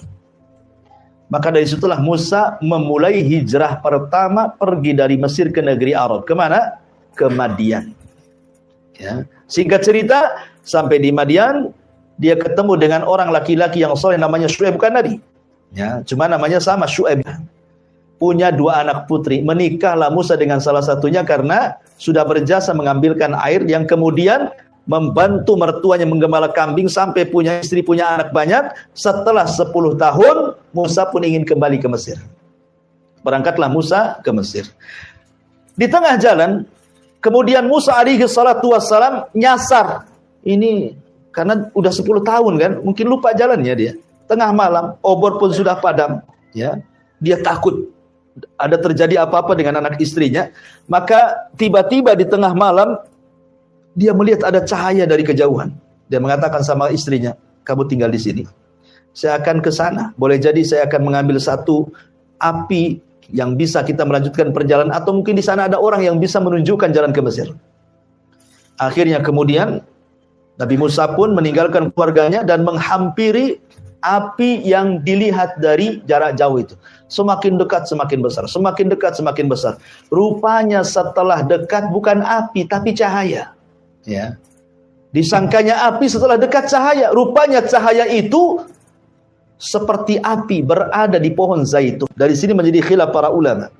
Ketika Allah Subhanahu wa taala berfirman dalam surah An-Nazi'at itu, ya, wa nadahu rabbuhu bil wadil muqaddasi tuwa. Ya. Kan di sini kan muqaddasi tuwa, lembah yang disucikan di bukit tua. Maksudnya tua di sini apa? Ada yang mengatakan Bukit Saina. Maknanya, sebenarnya Musa sudah sampai Mesir. Karena Bukit Saina kan di Mesir. Ya. Artinya sudah dekat dengan Mesir. Ada juga yang mengatakan Bukit Tua di sini bukan Mesir. Maksudnya adalah Bukit Zaitun yang ada di Palestina. Karena bahasanya muqaddas, diberkahi. Ya. Negeri yang diberkahi maksudnya Palestina. Ya. Jadi ada yang mengatakan Musa masih di Palestina sebenarnya. Tapi ada penafsiran mengatakan sudah sampai Mesir karena ada yang mentafsirkan Bukit Tua itu artinya Bukit Saina. Ya. Disitulah Musa pertama kali dinobatkan jadi nabi. Ketika dia sampai di api itu, cahaya itu, tiba-tiba ada suara. Suara itu aneh. Terdengar dari atas, dari bawah, dari samping kiri, dari samping kanan, dari depan, dari belakang. Bingung Musa ini. Dan mengatakan, innani ana rabbuk. Akhla'na alaika. Ya. Sesungguhnya saya Rabbu, wahai Musa. Lepaskan sandalmu. Ini negeri yang diberkahi. Ahli tafsir mengatakan, kenapa Musa disuruh melepas sandal? Karena sandal itu terbuat dari kulit keledai yang disamak, yang najis. Sementara negeri yang suci jangan diinjak dengan najis. Sama lah, antum masuk masjid pun sama kan? Nggak boleh antum bawa najis. Bahkan Nabi SAW pernah sholat bersama para sahabat, tiba-tiba sandalnya dibuka, sahabat-sahabat pula ikut buka sandal. Habis sholat Rasul mengatakan, kenapa kalian ikut-ikut lepas sandal? Kata sahabat, kami melihat Anda lepas sandal. Ya kami juga lepas katanya. Boleh jadi ada turun wahyu kepadamu. Kata Rasul, bukan. Tadi waktu sholat Jibril datang memberitahu sandalku ada najisnya. Makanya aku lepas. Apa di sandal-sandal ada najis katanya. Artinya bahwa masuk masjid saja, karena masjid disucikan, tidak boleh kita bawa najis gitu. Maka begitu juga Musa untuk dilepas. Kemudian Allah Subhanahu wa taala berdialog dengan Musa, disinilah disematkan kalimat kalimu rahman. Musa itu nabi yang diajak berdialog dengan Allah tanpa perantara. Maka sejak itu disematkan kalimat kalimu rahman. Ya. Lah, Musa itu kan kemana bawa tongkat. Jadi Allah Subhanahu wa taala kemudian dibalik cahaya itu mengatakan, wa ma biyaminika ya Musa, itu di tangan kananmu apa itu? Kata Musa, ini asaya, ini tongkatku ya Rabb. Ya, atawakka'u fi, aku suka menggunakan sandaran, atau ahusyu ala ghanami, terkadang aku untuk menggiring kambing, atau ma'aribu ukhra, atau yang lainnya. Ya. Kata Allah Subhanahu wa taala, kalau begitu lemparkan tongkatmu sekarang. Nih, sekarang Nabi Musa dikagetkan dengan suara Allah Subhanahu wa taala, maka Allah ingin menampakkan kekuasaannya supaya Musa makin yakin bahwa di hadapannya adalah Tuhannya. Ya, makanya Allah mengatakan, lempar tongkatmu yang ada di tanganmu wahai Musa. Dilemparlah tongkat itu, tiba-tiba jadi ular besar. Musa kaget. Ya, langsung dia loncat ke belakang. Tapi Allah mengatakan, la takhaf. Jangan takut. Khudha wa la takhaf. Sekarang kau ambil lagi ular itu. Bingunglah Nabi Musa, ini ngambil ular besar nih. Ya, pegang buntut matuk kepala, pegang kepala makin matuk kan itu. Mana pula ini ngambil. Tetapi Allah mengatakan, khudha wa la takhaf, sanu'iduha siratahal ula, katanya. Ambil. Dan nanti kejadian seperti ini akan terulang lagi nanti. Ya. Akhirnya diambil ekornya, tiba-tiba jadi tongkat lagi. Yang lebih mengherankan Nabi Musa, karena kan Nabi Musa sedang mencari perapian untuk jalan di tengah malam kan. Kata Allah Subhanahu wa taala, masukkan nih ya tanganmu ke tengah-tengah bajumu, masukkan di sini. Nah, kemudian keluarkan. Maka Musa dimasukkan bajunya, kemudian dikeluarkan, tiba-tiba bercahaya. Ya. Apa ini? Nanti ya. Tiba-tiba bercahaya. Musa makin heran lagi kan? Berarti yakin bahwa yang di hadapannya berdialog adalah Allah Subhanahu wa taala. Maka setelah Allah berikan dua mukjizat besar berupa tongkat menjadi ular dan tangan bercahaya, maka Allah katakan kepada Musa, idhab ila fir'aun innahu tagha.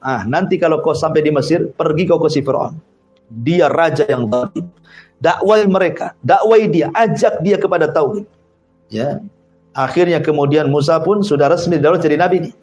Maka berangkatlah bersama keluarganya ke Mesir. Masalahnya, Musa ini ngomongnya pelat, ya, dia tidak fasih. Ya, bahasa Arab kan beda dengan bahasa kita.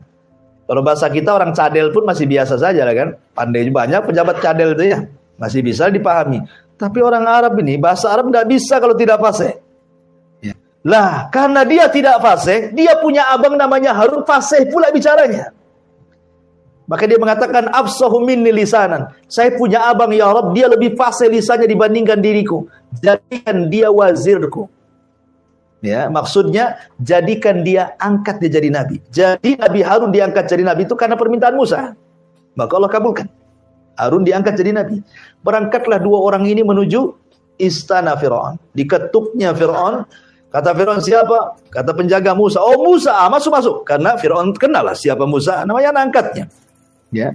Ketika sampai di istana, mulailah Musa dan juga Harun mendakwai Fir'aun, mengajak kepada tauhid kepada Allah Azza wa Jalla. Fir'aun geleng-geleng kepala saja. Sudah 10 tahun hilang, datang-datang pula ngajak-ngajak kayak gini katanya. Akhirnya Fir'aun mengatakan, hei Musa, kau ini buronan. Ya. Kau sudah membunuh orang. Kau belum dapat hukuman. Kata Musa, ya Fir'aun, aku membunuh satu jiwa itu pun tidak sengaja. Jiwa yang kau bunuh ribuan jiwa katanya. Siapa yang berhak dihukum katanya? Bayi-bayi yang kau bantai itu udah berapa itu katanya? Aku ini bunuh orang gak sengaja. Kau bunuh orang sengaja lagi. Ya. Akhirnya bantah-bantahan di situ. Terakhir Fir'aun mengatakan, hey Musa, kalau kau nabi, nabi itu bawa mukjizat. Sebutkan mukjizat. Seperti apa mukjizatmu? Disinilah Allah Subhanahu wa taala mengatakan, sanu'iduha siratahal ula. ketika Musa berada di Bukit Tua itu, kisah ini akan terulang. Inilah pengulangan kedua kalinya. Maka Allah mengatakan, lemparkan tongkatmu di hadapan Fir'aun. Keluarlah tongkat itu dilempar, jadi ular. Subhanallah, Fir'aun ketakutan. Bagaimana mungkin seorang yang mengatakan ana rabbukumul a'la, saya Tuhan yang paling tinggi, takut sama ular? Mana logikanya? Kan dia Tuhan kan itu ya. Harusnya dia yang menciptakan ular, dia takut sama ular. Masa Tuhan takut sama ular? Berarti dia bukan Tuhan. Lebih takut lagi ketika Musa memasukkan tangannya tiba-tiba bercahaya. Akhirnya Fir'aun mengatakan, oh Musa 10 tahun belajar sihir rupanya. Dia bilang, Nabi Musa sihir, penyihir. Ya kan? Jangan-jangan Musa ini penyihir. Akhirnya Fir'aun karena tidak bisa membantah, ya, dia sudah tahu Musa di atas kebenaran. Tetapi yang namanya pemimpin kadang-kadang kibarnya itu sombongnya luar biasa. Dia mengatakan gini saja, Musa, bagaimana kalau kau tanding dengan tukang-tukang sihirku, tapi nanti di saat perayaan kerajaan, mungkin kalau sekarang pas Agustusan, kan itu lagi rame-ramenya tuh. Ya, nanti setiap tahun kami di Mesir membuat perayaan, semua manusia akan datang. Disitulah kau duel dengan tukang sihir kami.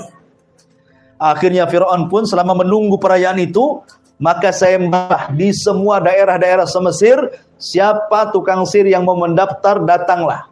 Akan terjadi pertunjukan melawan Musa. Maka dari daerah-daerah datang tuh tukang-tukang sihir itu. Ya, datang dukun-dukun dari mana-mana. Mereka hendak demonstrasi kan itu. Sampai Imam Ibnu Katsir mengatakan jumlahnya 70.000 orang yang daftar itu. 70.000 orang. Kalau Indonesia, Asosiasi Dukun Indonesia berapa jumlahnya? 1.000. Ya, itu yang terdaftar tuh. Yang tidak terdaftar belum tahu berapa kan, karena tiap daerah kan ada dukunnya masalahnya. Ya, ini 70.000 lebih banyak lagi. Ya. Akhirnya Musa alaihi salatu wasallam mengiyahkan tantangan itu, tetapi Musa syaratnya satu. Dia tahu kelemahan tukang sihir malam hari. Dia minta di waktu duha.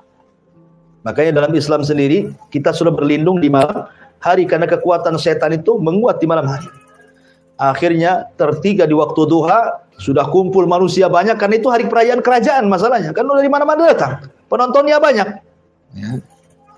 Jadi kalau pakai karcis itu banyak untungnya tuh. Akhirnya kemudian duellah di situ Musa dengan tukang sihir Fir'aun. Endingnya kalahlah tukang sihir Fir'aun. Karena mereka menggunakan sihrut takhil, sihir hayalan. Ada yang mengatakan dalam kisah Israiliyat itu, jadi tambang-tambang yang dipotong-potong itu, mereka kemudian ditaburi dengan zat merkuri supaya nampak bergerak-gerak. Ya. Kemudian dimantra-mantrai supaya dihayalkan itu ular. Jadi tambangnya nampak bergerak-gerak, kan dihayalkan kan, ini sihir tahlil namanya, bahasa kerennya hipnotis. Ya. Jadi Musa ketakutan lah, wajar manusiawi dia ketakutan kan. Kok ular sebanyak itu kan, 70.000 tukang sihir melempar, kan takut lah, wajar takut dia. Tetapi Allah mengatakan la khatakaf, jangan takut wahai Musa, lemparkan tongkat. Tiba-tiba ketika Musa melempar tongkatnya, kata ahli tafsir, jadi ular besar. Ular ini aneh, kadang mengecil, kadang membesar. Gesit ke sana kemari, memakan semua ular-ular tukang-tukang sihir itu. Ini tukang sihir komat kamit. Ya. Berusaha untuk memantra-mantrai. Disangkanya Musa itu menggunakan sihir seperti yang mereka gunakan, sihrut takhil. Ya. Disangkanya mereka kalau berkomat-komat itu yang dilihat tongkat bukan ular. Tapi tidak bisa juga. Mereka sudah mengambil mambang tanah, mambang air, mambang segala sebanyak. Tetap saja kok jadi ular ini, tak ada tongkat-tongkat gitu ya. Ini kekuatan yang luar biasa. Ini bukan sihir, ini maha dahsyat ini. Dari situlah akhirnya 70.000 tukang sihir sujud, taubat, beriman kepada Allah Azza wa Jalla. Fir'aun emosi lah. Kan Fir'aun sudah menyediakan, sebelum tukang dukun datang kan tukang dukun sudah mengatakan, apakah kami dapat upah wahai Fir'aun? Ala na'ajrun, apakah kami dapat upah kalau kami mengalahkan Musa? Kata Fir'aun, siap, kami sediakan upah, bahkan engkau akan menjadi orang terdekat bagi kami, kata Fir'aun. Jadi Fir'aun itu sudah menyediakan segalanya. Tahu-tahu mereka membela. Apa enggak emosi si Fir'aun ini? Makanya Fir'aun mengatakan, amantum qabla an adana lakum. Berani-beraninya kalian beriman sebelum aku izinkan, katanya. Iman saja harus izin sama Fir'aun. Ya, jangan semata-mata. Akhirnya mereka pun semua tidak ada yang murtad. Mereka diikat kemudian dibunuh. Dukun-dukun ini Kemudian Abdullah bin Abbas radhiyallahu anhu mengatakan, lihat dukun-dukun itu. Di pagi hari mereka dukun yang jahat, di sore hari mereka para syuhada yang baik, katanya. Mereka masuk surga. Dibantai oleh Fir'aun. Lah sejak peristiwa ini, Fir'aun sudah tidak berani mengganggu Nabi Musa. Ada yang mengatakan Musa akhirnya tinggal di kampung Bani Israel selama 40 tahun. Ada yang mengatakan 20 tahun. Wallahu a'lam. Yang jelas bahwa sudah Fir'aun tidak ganggu lagi. Jadi Musa ini fokus berdakwah kepada Bani Israel selama 40 tahun itu. Lah selama 40 tahun inilah Allah Subhanahu wa taala berikan mukjizat, berbagai macam mukjizat, tapi tidak beriman juga tuh orang-orang Mesir itu. Pertama dikirim tufan, angin yang menghabiskan tanaman. Akhirnya karena mukjizat ini tidak mungkin diangkat kecuali dengan doanya seorang nabi. Datang angin tufan. Semua binatang-binatang, tumbuh-tumbuhan mati semuanya. Mereka datang kepada Nabi Musa, ya Musa, berdoalah kepada Allah supaya topan dihentikan. Berhentilah topan. Akhirnya sekian tahun berikutnya tidak juga beriman. Dikirimlah kodok di mana-mana. Ya, kalau kodok itu yang dewasa, kalau yang kecil namanya cebong. Ya. Jadi kodok di mana-mana. Ya. Makan dengan kodok. Bayangkan ya, di piring ada kodok, gitu ya. Lagi masak, tengok di kuali ada kodok. Semua kodok. Di mana-mana kodok. Ya. Nggak nyaman hidup sama kodok itu. Antum loh nggak melihara kodok, tenggenang di samping rumah, tiba-tiba kakok. Itu aja udah gerah itu. Gimana cara? Apalagi kodok di mana-mana gitu ya. Kodok 2 ekor di samping rumah itu sudah ganggu tidur kita. Ini kodok sak rumah, di mana-mana ada kodok. Mereka datang dan Musa, tolonglah kodok-kodok ini dihilangkan. Berdoa lagi, hilanglah kodok-kodok itu. Sekian tahun lagi tetap kufur juga. Akhirnya dikirim kepada mereka kutub. Ya, mungkin bahasa kitanya tumbila, tahu tumbila? Kalau di Jawa Barat itu, kalau di kasur-kasur Tempo dulu, itu di ujung-ujung kasur itu namanya tumbila. Tinding itu apa tuh? Kalau antum tidur nanti makan darah antum tuh. Ya. Tapi tidak tahu sekarang kok bisa punah pula, kemana perginya tumbila tuh? Tak ada pula itu, kisah-kisah orang dulu saja. Saya masih ngalami itu, masih ada tumbila kan? Masih ada ya? Di pesantren-pesantren biasanya. Di kampung masih ada ya. Dikirim tumbila coba di mana-mana tuh. Berarti siksa orang makan darah tuh. Ya. Jadi luar biasa. Akhirnya mereka datang ke Nabi Musa, lo berdoalah, hilangkanlah tumbila ini katanya. Akhirnya hilang tumbila, sekian tahun kufur lagi. Didatangkan kemudian jarod. Jarod itu apa? Belalang. Di mana-mana ada belalang. Itu kan belalang kan hama sawah tuh. Ya. Akhirnya berdoa lagi, minta kepada Musa diangkat belalang. Akhirnya kufur lagi. Kemudian dikirimlah darah. Ada yang mengatakan darah itu keluar dari badannya. Ada yang mengatakan air itu semua jadi darah. Sumur jadi darah, sungai jadi darah, lautan jadi darah. Pokoknya akhirnya Musa berdoa lagi, diangkat lagi, dan begitu seterusnya. Ya. Sampai Musa melihat geleng-geleng kepala, tidak bisa. Orang Mesir nggak bisa beriman. Musa harus membawa Bani Israel ke negeri yang jauh lebih baik lagi supaya mereka bisa beriman. Kemana? Ke Palestina. Dari situlah Musa hendak hijrah.